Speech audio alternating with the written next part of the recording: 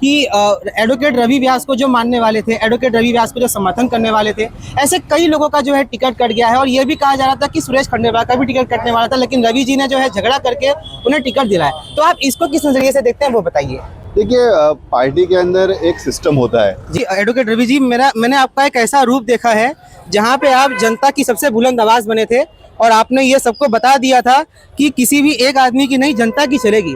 तो जब आप नगर सेवक बन जाएंगे तो इस काम को किस तरीके से करेंगे, वो बताइए पब्लिक को। लेकिन और कल अगर महापालिका में बीजेपी ऐसा प्रस्ताव लाती है जो आपको लगता है कि भाई ये जनता के विरोध में होगा, जनता के हित में नहीं होगा, तो उस समय आप क्या करेंगे? पार्टी का विरोध करके जनता का साथ देंगे कि नहीं? पार्टी से कभी चूक नहीं हो सकती। जी हाँ, पार्टी के अंदर हो सकता है कभी कभार किसी पदाधिकारी से, किसी व्यक्ति से चूक हो सकती है, लेकिन पार्टी जो है, भारतीय जनता पार्टी हमारी माँ है और माँ से कभी नहीं होती। और हमें पूरा विश्वास है कि जो भी निर्णय लेंगे हम पार्टी के हित में लेंगे। साथियों, इस समय हमारे साथ मीरा भाईंदर के एक बहुत ही चर्चित उम्मीदवार एडवोकेट रवि व्यास जी मौजूद हैं।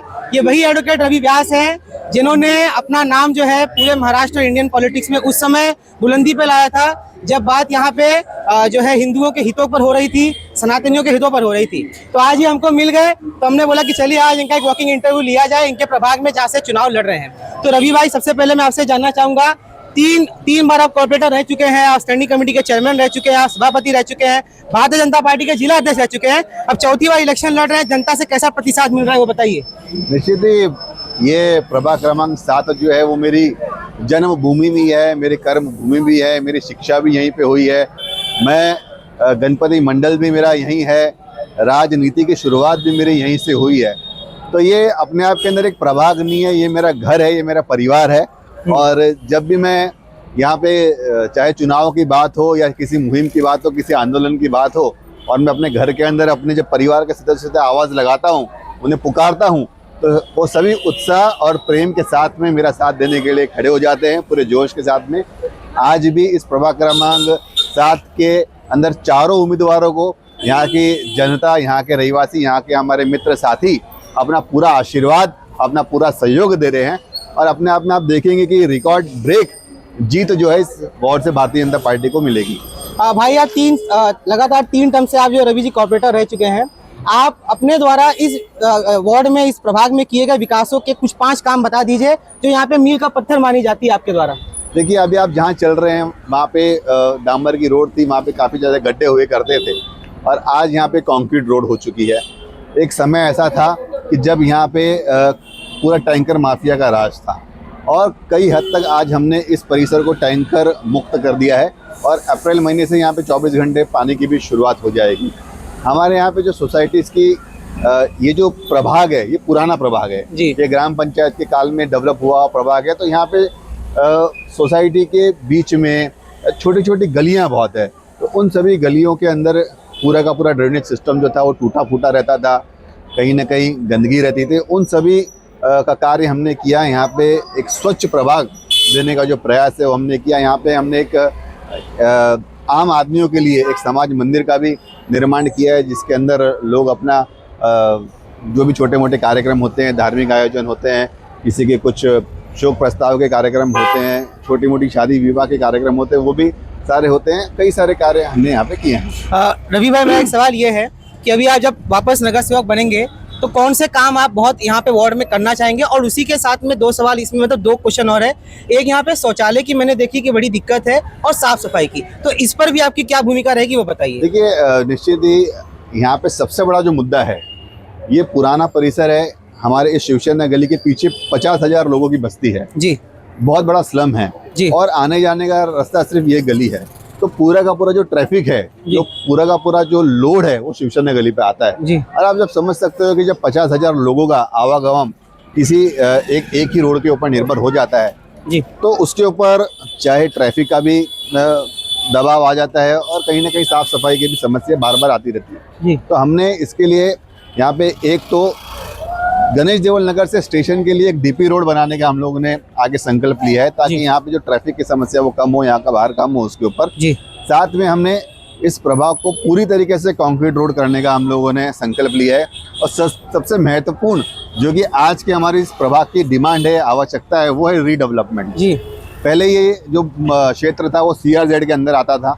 हमने इस क्षेत्र को पाठ पुरावा करके फॉलोअप करके इसको CRZ से मुक्त किया है और अब रीडेवलपमेंट के लिए हम यहाँ पे मिनी क्लस्टर की योजना को अप्लाई करके यहाँ पे लोगों का जो जीवन स्तर है उसे हम लोग उठाने का पूरा प्रयास करेंगे। ये हमारा संकल्प है। रवि जी, मैं पत्रकार हूँ और सब जगह घूमता हूँ, सब जगह जो है मेरा उठना बैठने का काम रहता है, अग्रवाल समाज हो, जैन समाज हो, तो वहाँ पे एक विषय जब आपका होता है तो ये विषय उठकर आता है कि एडवोकेट रवि व्यास को जो मानने वाले थे, एडवोकेट रवि व्यास को जो समर्थन करने वाले थे, ऐसे कई लोगों का जो है टिकट कट गया है। और ये भी कहा जा रहा था कि सुरेश खंडेलवाल का भी टिकट कटने वाला था, लेकिन रवि जी ने जो है झगड़ा करके उन्हें टिकट दिलाया। तो आप इसको किस नजरिए से देखते हैं, वो बताइए।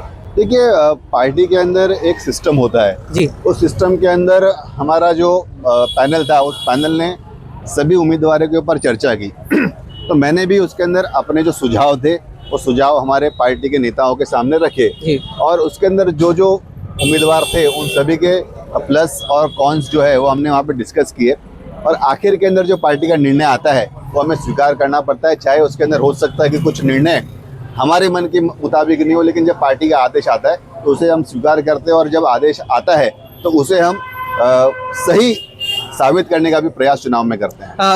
एडवोकेट रवि जी, मैंने आपका एक ऐसा रूप देखा है जहां पे आप जनता की सबसे बुलंद आवाज बने थे और आपने ये सबको बता दिया था कि किसी भी एक आदमी की नहीं, जनता की चलेगी।